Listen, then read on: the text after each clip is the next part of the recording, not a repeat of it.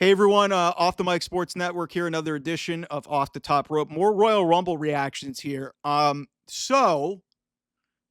me, outside of the obvious being the winner, Charlotte Flair, the big story to come out of the women's Royal Rumble is Roxanne Perez is the future. She's the future. If you didn't know that already, recognize it now because she had one of the great women's title reigns in the history of NXT, even if it didn't go as long as Asuka's or Shayna Baszler's or even Mandy Rose's, whatever. Some of these women who've held it for, close to a year. She had an amazing women's championship run, and she's been consistently killing it in NXT. But for her to come in at number three, set a record for the longest time in a single women's Royal Rumble match. Granted, there's only been like 8 or 9 of these already. And for her to be the last person, the runner-up, yes, you could say she's a bridesmaid, not a bride. For Roxanne Perez to be doing this, and she's in her early 20s, holy shit, man. If you don't think the future is in this girl, this woman, you are missing out, man. Like, she is legitimately a prodigy. She is as good as there is. And if you're not buying stock in Roxanne Perez right now, you better do it soon.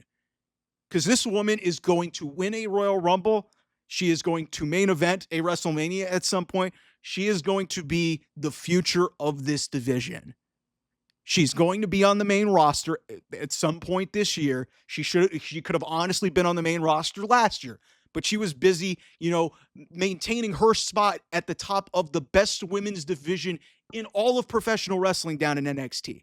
And she's one of the youngest in that division.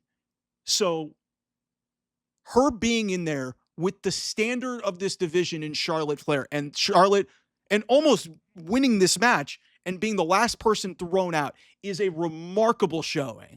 A remarkable showing for Roxanne Perez. I got to interview her when she was little known as Roxy. She went over to Ring of Honor. She then went to NXT, and now she's a 2-time women's champion. She's a women's tag team champion in NXT as well.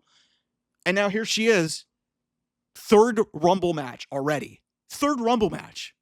She was in the last 2 as an NXT superstar. She shows up at number 3 and goes all the way to the end. I remember when she showed up at 3, I was like, I was telling my sister who was watching this, and you can go back and see, and we'll have some of my reactions from the live stream that we'll put up here on the channel at some point. But I said to my sister early on in the match, I was like, yeah, Roxanne's going to be around for a while. I didn't think she was going to be in until the very fucking end. So I'm proud of her. It's been awesome to see her grow. Just, to pat myself on the back, I got to interview her when she was like 4 years ago, but still, like, legitimately, I've always rooted for this girl. Like, I've seen the potential in her. I've seen her work. I've seen what she's done. She's been able to completely turn her character on her head and be a heel. And now she's got this really prime potential. Like, here's another thing to think about. In a couple weeks, she's going to face Bayley and Julia in a triple threat match. She's probably not going to win that match. What's going to come out of that is she's probably facing Bayley. Maybe at WrestleMania. It may be at NXT TakeOver.